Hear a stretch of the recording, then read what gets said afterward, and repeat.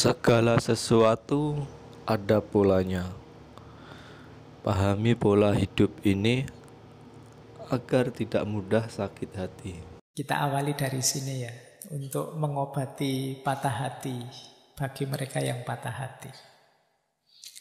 Rumus besarnya stoikisme adalah dalam hidup ini segala sesuatu ada polanya, ada rumusnya, ada sunnatullahnya. Misalnya sunnatullah itu ada pertemuan, ya pasti ada perpisahan. Ada suka, pasti ada duka. Siapa menabur, dia menuai. Siapa mencintai, dia akan dicintai. Siapa menyakiti, pada akhirnya dia juga akan ketemu rasa sakitnya. Nah ini hukum pola-pola yang ada dalam hidup. Kita hidup ini harus paham pola-pola ini. Kalau tidak, ya kita akan panen hal-hal yang menyakitkan kita. Karena kita tidak sadar polanya. Kalau dalam Al-Quran misalnya ada pola فَمَنْ يَعْمَلْ مِثْقَالَ ذَرَّةٍ خَيْرًا يَرَهُ وَمَنْ يَعْمَلْ مِثْقَالَ ذَرَّةٍ شَرًّا يَرَهُ. Barang siapa berbuat baik sekecil apapun, dia akan menemui balasannya, merasakan efeknya.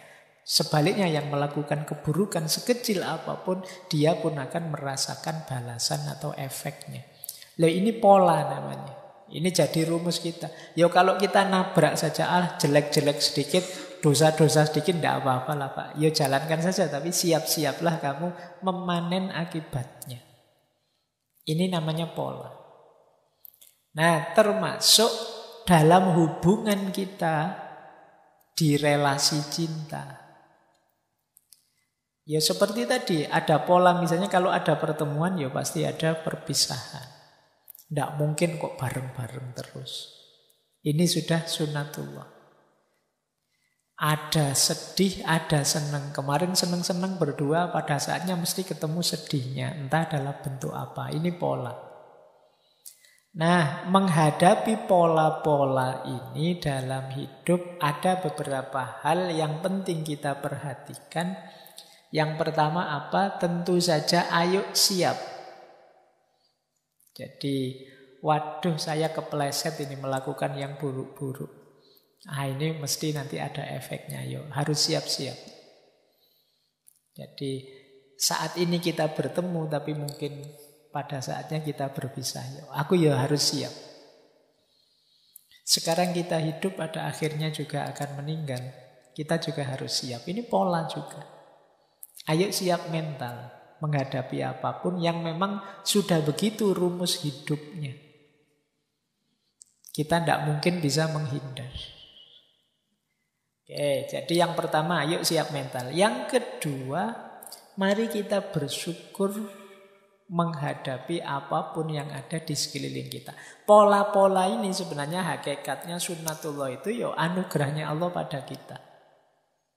Disitulah hidup kita jadi tertib, tertata, terkendali.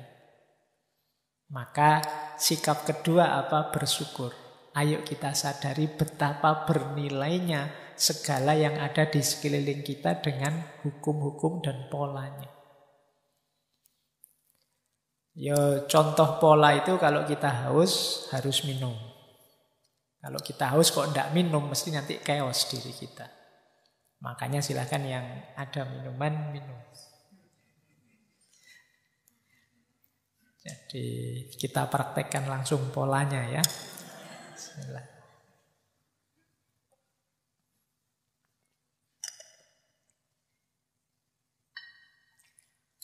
Baik. Nah, kita syukuri yang ada di sekeliling kita. Alhamdulillah.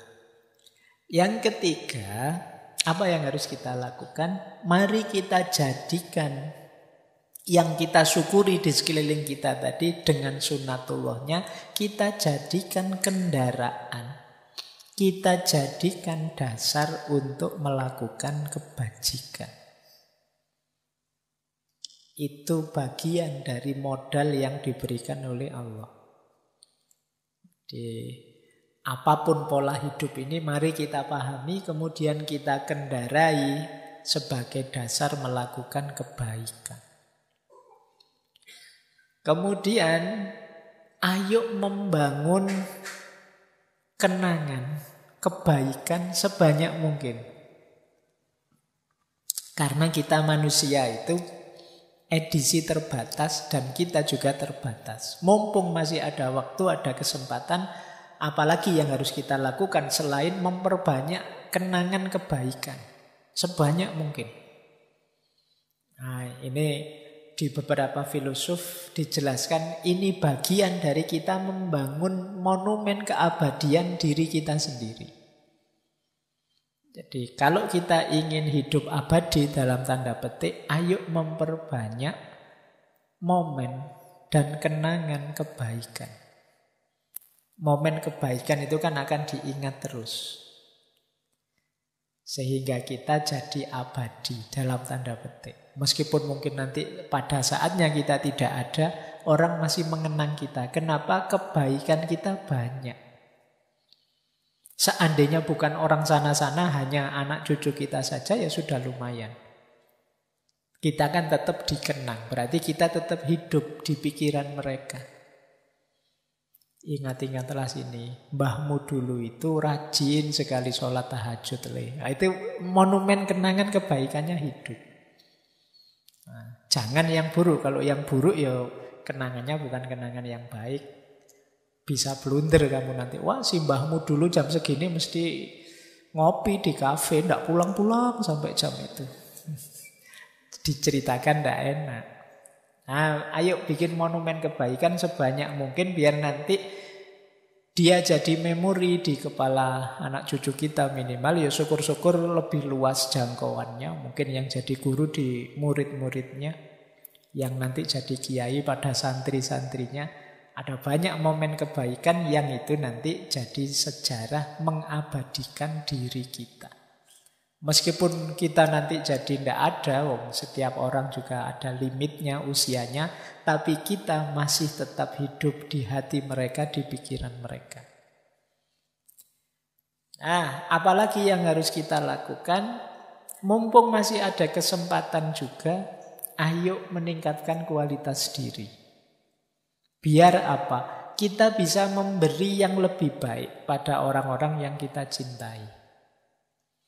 Kebisaan kita, kemampuan kita, kompetensi kita, ayo ditingkatkan terus. Kalau kita jadi orang yang lebih berkualitas, kita kan bisa memberi hal yang lebih berkualitas juga pada orang-orang sekeliling kita yang kita cintai.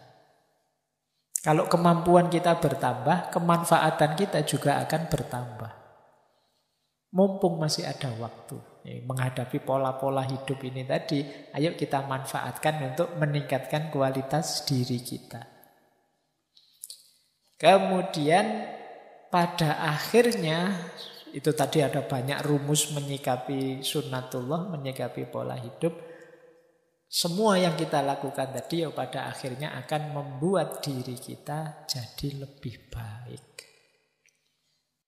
Jadi meskipun nanti jatuhnya kita ditinggal sehingga kita patah hati, tapi kalau kita menerapkan rumus ini, pada akhirnya jatuhnya juga jadi lebih baik. Kita sudah meningkatkan kualitas diri kita setinggi mungkin. Ingin memberikan yang terbaik untuk yang kita cintai. Lah kok yang kita cintai ninggal kita? Tidak masalah, sekarang saya jadi orang yang lebih berkualitas. Meskipun rugi dia ninggal saya karena kemanfaatanku nanti dimanfaatkan oleh orang lain. Nah, itu kamu jadi tambah bisa tegak. Baik, jadi ini cara menyikapi pola-pola.